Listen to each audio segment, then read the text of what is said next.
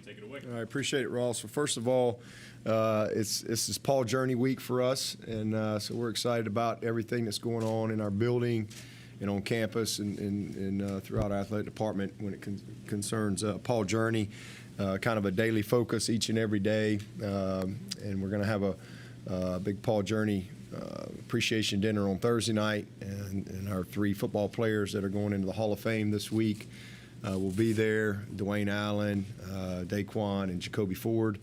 And really exciting, especially for me personally, to have been around here long enough now to have some guys going in the Hall of Fame. So that's pretty cool, and so deserving. And Dwayne will speak at that on Thursday night.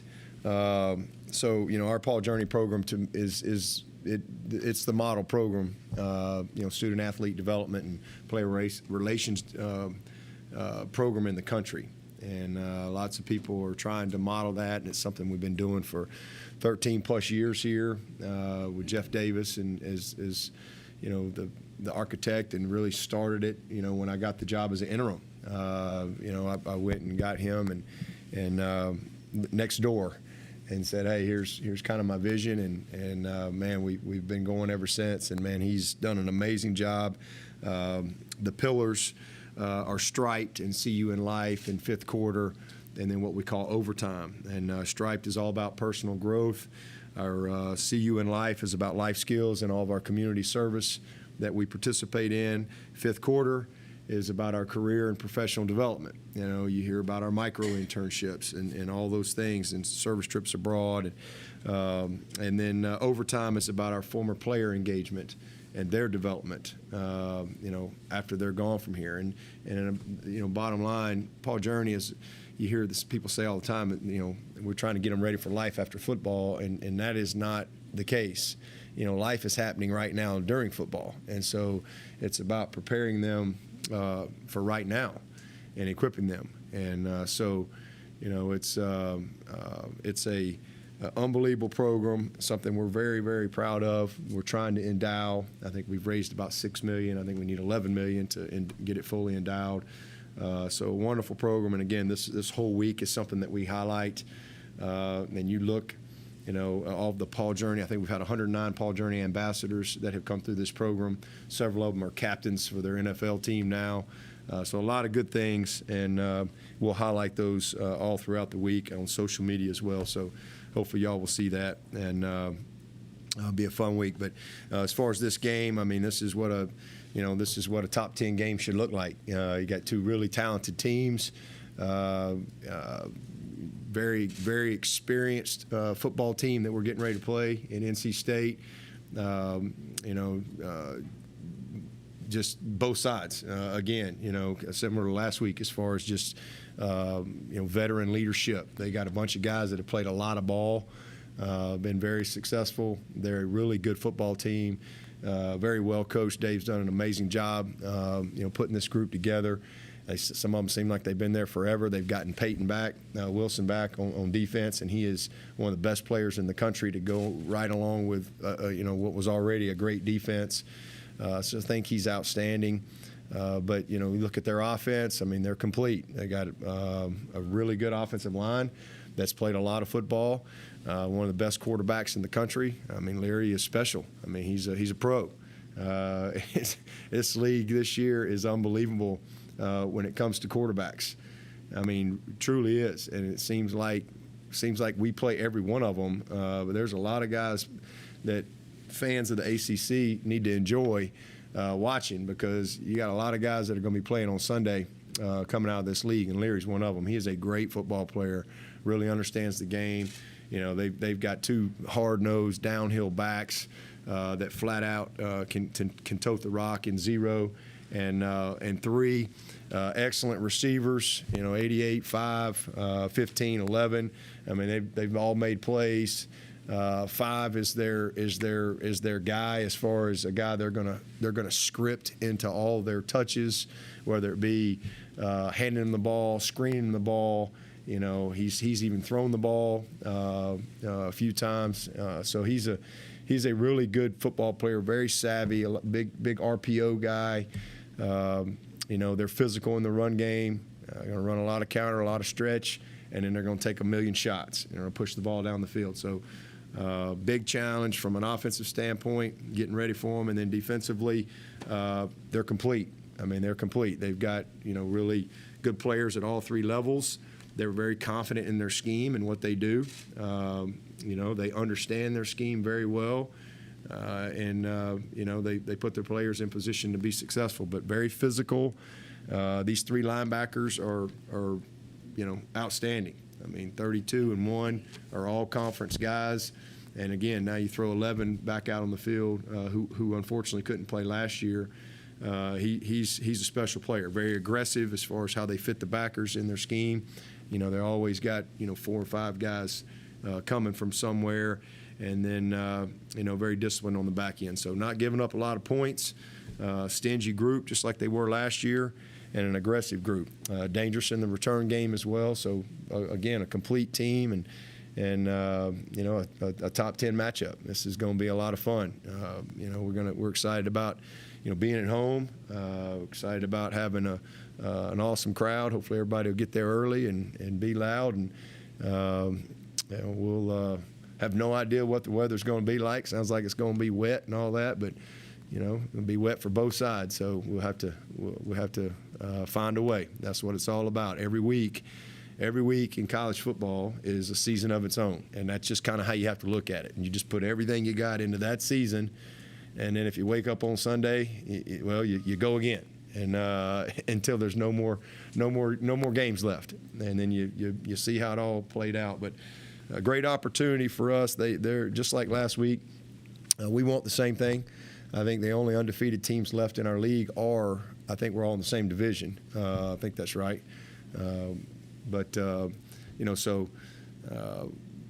Both teams want the same thing. Both teams want to stay in control of their destiny, and this game will provide that opportunity. With that, I'll take your questions. Coach, NC State plays a lot of dime coverage in their secondary. What kind of a different challenge does that present for DJ? Well, there are a lot of zone. You got to be very patient. They force you to be very patient in how they play structurally. They will pressure you. The biggest thing is identifying them, because they're with the way they play their front and their star player, in the middle there, you have to be on the same page communication-wise as far as, where they're coming from, and making sure that your OL and everybody's tied together. And then, a lot of zone pressures, where they've got guys dropping, drop-ins, they'll drop D tackles. And so understanding your throwing windows and again, just it's not always as clean, when you line up and play a team that's going to play a bunch of man coverage on you. This is a team that's a little more multiple in what they do coverage-wise. And again, they'll give up some things underneath, but you gotta be disciplined enough to put the drives together, and first of all, you got to be physical enough up front, to hold up, because it's a very physical group. And then again, they will zone pressure you to death, and you got to be on the same page communication-wise. Dabo, Clemson has kind of dominated this series under you in terms of wins and losses. But do you think State's recent success has kind of re-energized this rivalry a little bit? I mean, I think they've always been good. We've won a lot of games, but, they've all been tough games. I think NC State's always been a really tough opponent. Ever since I've been at Clemson. So this be my – I guess it's my 20th year, but I don't think we didn't play them in COVID, did we? I think they weren't up. So it's my 19th time to play them. And as far back as I can remember, Phillip Rivers was the quarterback when I came in here in 2003. So as far back as I can remember, they've always been tough. It's always, we've had some games, a few here or there that maybe, got out of hand, if you will, but most of them have been really hard-fought, games, and I'm sure this will be the same. Coach, with TJ at this point, is there, and the improvement that he's made as the year's gone on, are there one or two things that jump off at you that you see now that it's like, wow, he's really made a leap, either pre-snap or after the snap? Yeah, well, the biggest thing is confidence. He's just in a different. playing with a lot of joy. I mean, he's very confident, and that's the first thing that jumps out. He wasn't very confident last year. He got in a bad spot. He's in a good space there. And then just what he's done, with his legs. I mean, that's the biggest change. I mean, just his confidence in running the football, but also just creating and extending plays, and then his accuracy. But I think that's just a reflection of just his confidence. I think that's, if you're not very confident, you're probably not going to be very accurate. And now he's just at a very good spot from a confidence standpoint, and his accuracy's been a lot better. And then the guys around him have been better, and it's just kind of all come together well. He's much more confident with the guys up front. I think they're doing a good job for him. But he's again 4 games. I mean, working hard every week to just stay consistent, and so far he's been able to do that.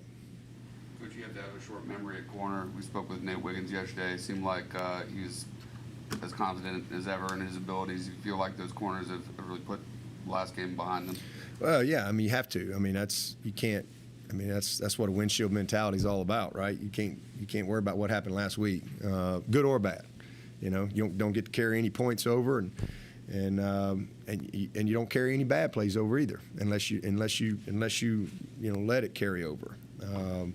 So you got to move on in this game. I mean, you got to move on. I know. A lot of times, people outside don't move on until you play another game or you win another game or whatever. But when this is what you do, you have to lock in on what's next, and otherwise you're not going to get any better. You have to focus on what's next and learn from what's behind. That's very important. Like, what happened?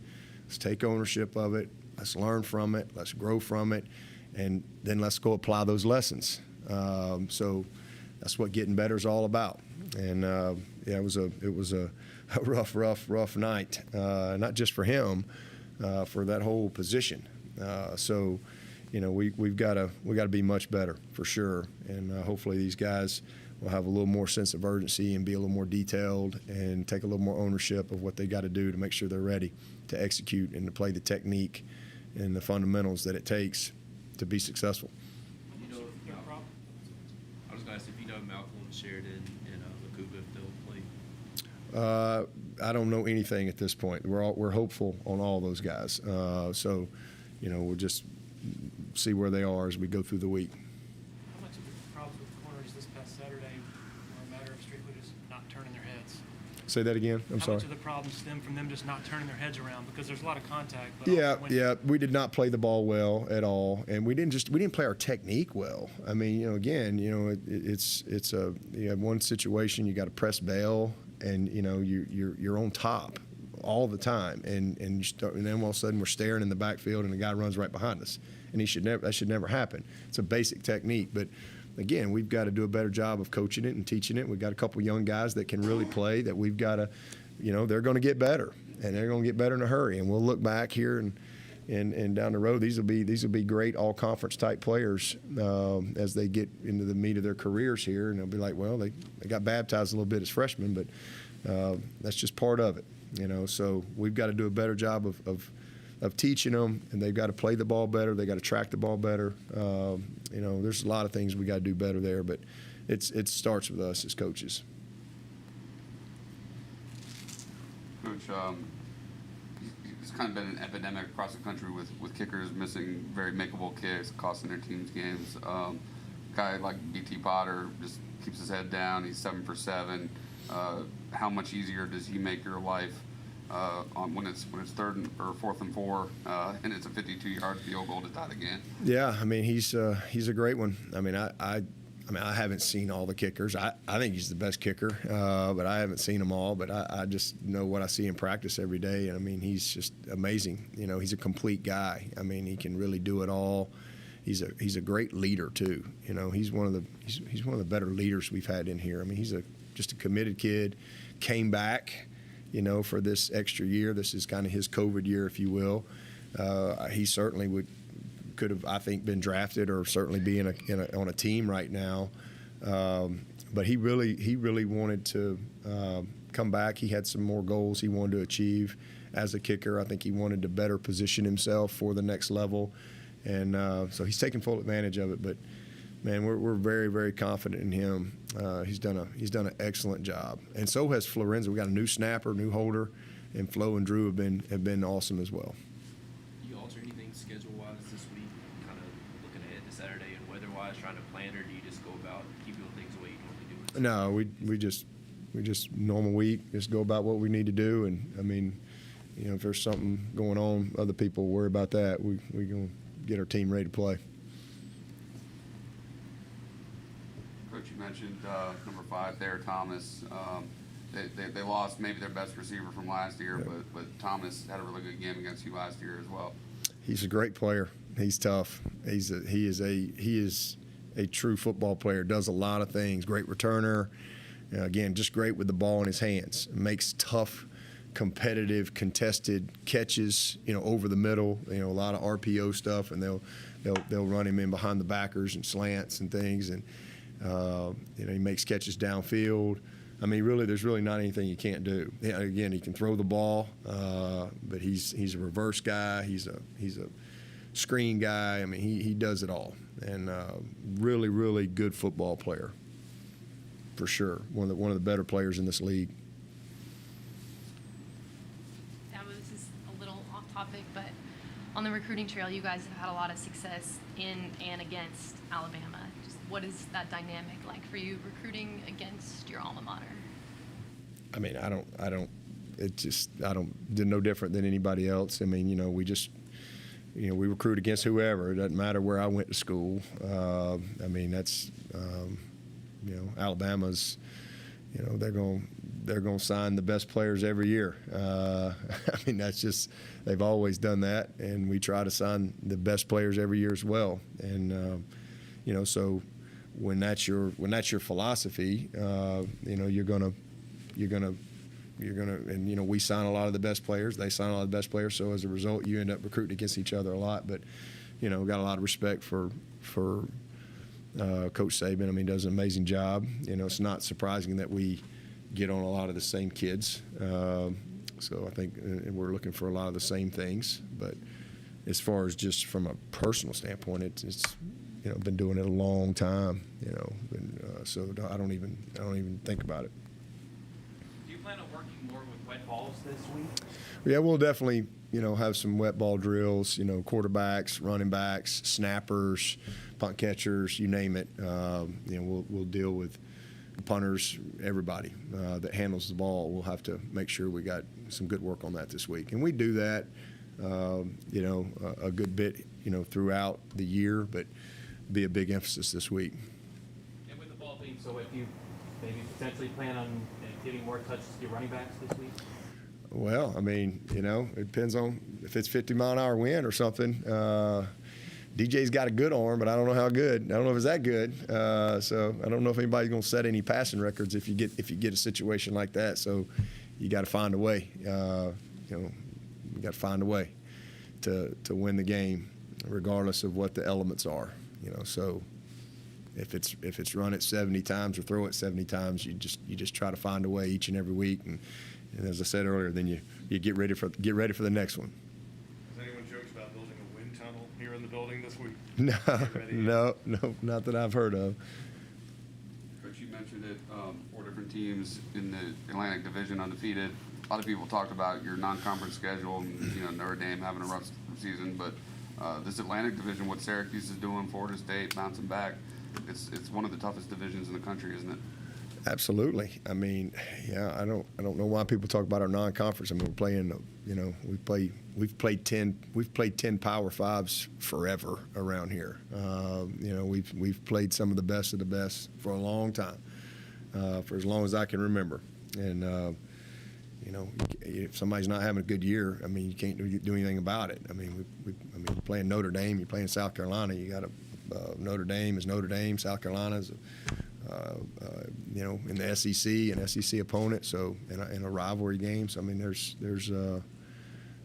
that's great out of conference. You know, so we play 10. A lot of people don't. A lot of people play like 8, and then they play a bunch of, you know, smaller level ones. But we've always, you know, played a tough schedule. But our league, man, in our division for sure, I think, and I haven't seen everybody, so it's hard to really truly gauge and comment on it. But I know this: our league is strong, and our division. It's going to be a battle every single week with these quarterbacks, because everybody's got a quarterback, and when you got a quarterback, you got a chance.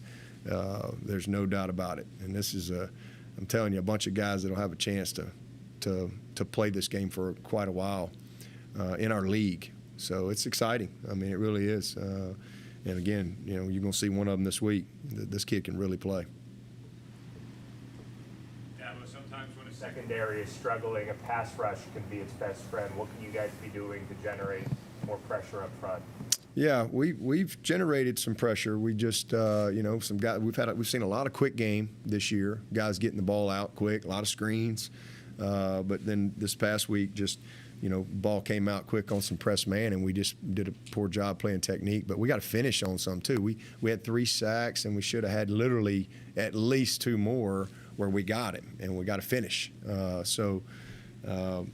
not. I didn't think we played in totality, as well as we can. We didn't play bad, but as well as we could, because there was a couple plays that I think we could have finished. And then this game last year, I mean, I thought we played really hard, very physical. But we 7-7 in the, I guess, in third quarter. And we did a poor job on third down defensively, and we did a poor job third down offensively, which really got the time of possession way out of whack. And I thought the latter part of the game, we lost our discipline. I mean, we had some critical penalties. We jumped offside, I think, 4 times, if I remember correctly, in this game, that really, really was costly. We just gotta execute our scheme. Everybody's got to do their job. Nobody's got to do anything extra. Everybody's just got to do their job with the type of effort and technique that's required. What's your assessment of Rook so far? Good. He's doing good. He's proud of Rook. He's got a little bit of a bum hand, but he's had a nice year for us. He's doing a good job after 4 games. He's a positive, heading in the right direction. Long way to go. Those inside backers had a kind of a tough act to following Skowski and Spector. What's your assessment of how that's evolved so far? Good. Trenton's learning every week. He doesn't have the experience of Balin or Skowski as far as the some of the nuances of the position, but he covers up for some of that. With just his effort, his speed, his athleticism, and he's learning every single week. As far as his eye discipline and fits and just keys and things like that. He's a great player. He flies around. You see him. Sometimes he makes some mistakes, and again he's so fast and so athletic. He covers up for it. And then Trotter he's really good. He's really, really good. Very pleased with all of our backers. Barrett, Carter, Simpson, Trotter. That's a really good group. We just got to clean up some things on the edges in our coverage, and if we can tighten that up, we'll be fine. But you got Tyler Davis back on Saturday. He had a really good game. I think you expect to get Xavier Thomas back this Saturday. How excited is he about finally getting to see the field? Well, that's a leading question. Man, that's what a veteran move right there. Leading, is that what y'all call leading question? It's a good one, though. Tyler Davis was awesome. He was MVP. We hadn't had him for a couple games, and really we haven't had our D-line. As I said coming into this, I really felt like our D-line was, had the depth of that 14 group. Had the star power of that 8, but the depth, and it's a good thing because we've needed it. We hadn't had Xavier Thomas yet. Tyler Davis played in the first game, missed 2 games. Brzee, obviously had to miss. Trey Williams has had to miss, and so it's been kind of guys in and out. But our depth has won the day. It's been really, really good to see what I thought we had. Guys have. Capehart, that kid is really coming. Peyton Page is coming. When Trey has been available, Trey has shown that, man, he can really be a player. Rook is what we thought he was. Getting Brian back going, I think he had a lot on him, obviously, and did some good things, but, could tell he hadn't really practiced a lot and was a little rusty. So getting him back, going full throttle. Tyler Davis missing 2 games. So we really haven't been full group. And so, we'll see on Xavier. I don't know if he's going to be able to play or not, but he's close. I've been saying that for a couple weeks, and he is close. So hopefully he'll be able to go. But we do have a long season ahead, and at some point we'll have them all, which we haven't had in 4 games. We've not had all guys available at that position. But our depth has been a blessing, because if we didn't have it, it'd been a different story for us. So really thankful that we got the guys we got at that position, and excited to get X back whenever he's back. Expect Trey to be back this week? I do expect Trey to be back. He's been just kind of nursing a little inflammation, and we just needed to settle it down. So we just didn't want it to be something that carries out throughout the season. But when he's been able to play, he's been a factor as well. So we do expect him back. I guess in terms of some of those plays Tyler was able to make down the stretch, do you think it's the rotation and how fresh he was and some of those D tackles are that allows him to make those? Well, I think definitely being able to have depth like that to where, you can manage the snaps a little bit is a definite factor for sure. Especially because most offensive lines, in a game like that, you don't have a huge rotation. But just relentless effort. Great technique, and that was a great tape for him. I mean, he did a lot of good things that you noticed, but a lot of good things that you probably don't notice that are factors as well. So I'm really proud of TD and, where he is right now. Good to get him back going healthy. Sitting him those 2 games was what he needed to really kind of get himself to, again, because he would have kept playing, and we just didn't want it to linger around. So, glad to get him back, and we're going to need him to have another great one this week. Was Justin Maskell starting over Miles last week? Was that just a better week of practice? Yeah, he just played better. He just graded better. As I've told y'all, we feel like we got 4 starters at the position. Really 3 right now because X has been out. But we felt like coming in the year we had 4 starters, and Miles played a lot better this past week, which was good. But not that he's played bad. Maskell played great against La Tech. He had a great game. Just played better, and so that's it. Any questions for Coach from Zoom?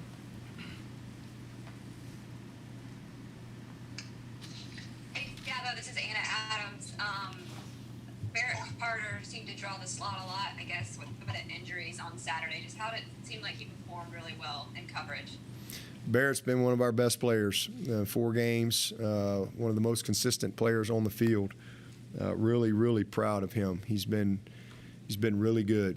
Very few mistakes. Very consistent. Very consistent. His effort is tremendous. He's very detailed in his preparation, and one of the best players on this team. All around players. Just done a fantastic job for us. Very, very bright spot on our team right now. Anyone else? Is there anything, we still on Zoom? You go ahead there. Is there anything schematically Brandon has brought to this offense so far, wrinkle-wise, scheme-wise, that you really like, that's sort of distinctly his? Oh yeah. He's done a great job. Just how he's organized things, how he's organized the meetings. He's put his stamp on it, and I think the biggest thing is just personnel. We've been able to get the type of personnel that we need, and he's done a great job. I think scheming up in our run game, done a great job scheming up some play action things, and just basic pass concepts, and he's done a lot of good things, a bunch of good things. We've scored a bunch of points, which I guess he told me that the other day. That I'd have lost money on that. I'd have never guessed that. After 4 games, second most points since 1900. I would have never thought that. But I'd say that's a far cry from where we were this time last year after 4 games. That's for sure. So heading in the right direction. Coach, after last game, we talked about the evolution of your offense and how proud you were of them. What's the key and emphasis for the defense, mainly the secondary, to sort of have hear that evolution in such a big game come Saturday? Just do your job. Do your job. Know your job. Do your job with the effort and technique and details it requires. And that's just the way it is. I mean, that's the difference in offense and defense. Offense, you can have tackle for loss, a sack. You can have 9 guys do their job and 2 not do their job, and it's probably a bad play, but you can still punt the ball, right? Defense, it usually leads to points. And so, goes back to some of these guys and their preparation and how they prepare, when we're not around, and just doing their job, play in and play out. Communication, make sure you know your job, know the technique, and apply it. Eyes on the right, don't make stuff up. Don't try to do things that you're not being coached to do, because that's when you get in trouble defensively. And that's been a sign of some of the young guys, some of the immaturity that we've had at a couple of spots. When that has cost us. But we're doing a lot of good things. But we've got to get better there for sure. That's been a problem. You mentioned third downs and the growth from last year to this year. You don't go 16 to 23 on the road on third downs by accident. Is there something you can pinpoint as to the main reason why you guys seem more confident and able to execute this year from the last? Better up front, better quarterback play, better skill players. It's not complicated. It's really not. I wish I could tell you it was some magic. It ain't. We're just better up front. We're not giving up a lot of sacks. We're much more experienced and got better personnel. And our quarterback's playing great. I mean, he's not perfect, but he's just playing much better. And then we're making plays, because of that. So just a better group on the field, all the way around, and a more confident group. Anybody else? I just wanted to ask real quick. I know red zone efficiency has been really key so far this season, and NC State has actually given up a lot of touchdowns in the red zone. So how do you think continuing your red zone efficiency will be key going against NC State? Well, Street and the staff has done a great job, I think, game planning each week as far as just, all the field zones and situational football. I think he's really done a great job there. But that was an emphasis big time because, all the things we weren't good at last year, we're so far we're better. We couldn't score. Well, we're scoring better. We were terrible on third down. Well, we're one of the better teams. We weren't good in the red zone. We're much better in the red zone. We're number 1 in the country. So we're doing a lot of good things, but it's been a big emphasis. And then again, just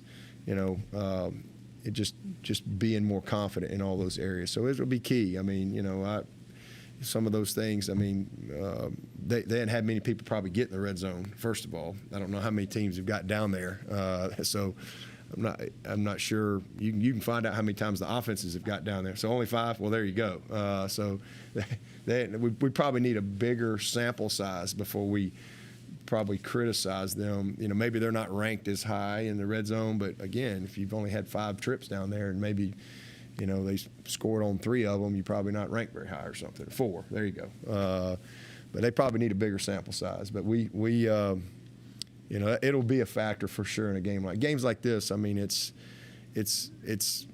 all those key things that it's 3 or 4 plays. It's turnovers, it's red zone efficiency, it's the battle it's the field position battle that creates different, situational things throughout the game. It's penalties. Those are the things that are critical in games like this. You got 2 really good teams. Both teams want the same thing. They're going to battle. So who makes the plays in the red zone, offensively or defensively, are critical. you know, and they got us twice in the red zone in regulation. They made an unbelievable play. It was 7-7, I guess, our third quarter, and it was 85. That receiver they had, he made Booth was all over him. It was this is the perfect throw and the perfect catch for the first touchdown. And then we come back and they RPO'd us, and we really bid on it and played poor technique outside and hit an easy little red zone slant on us for the second touchdown for their 14. So, and then we tied it up. But, you know, but that's key. That's key. And then we get into overtime. They were better than us in the red zone. You know, they had that big catch down there again. We had a critical penalty in the red zone. So games like this, that's a huge factor. So hopefully the statistics will hold up in this game, and they'll be not good accordingly to the stats, and we can still be good. Demi, number 0 for them. Is he the guy that you have to kind of know where he is? The running back, which one? Which zero? There's 2 of them. They got zeros everywhere. The one on offense, yeah, he's explosive. He's a really good player. He's probably leads them in explosive plays right now. I mean, he's a tough player. He made a couple plays. He made a couple runs against East Carolina. I think everybody on the field hit him. I think all 11 guys hit him, and somehow or another he kept going, ended up on about the 2-yard line. He's a tough kid, and so is 3. I mean, they're really good players. Very tough, downhill, physical kids.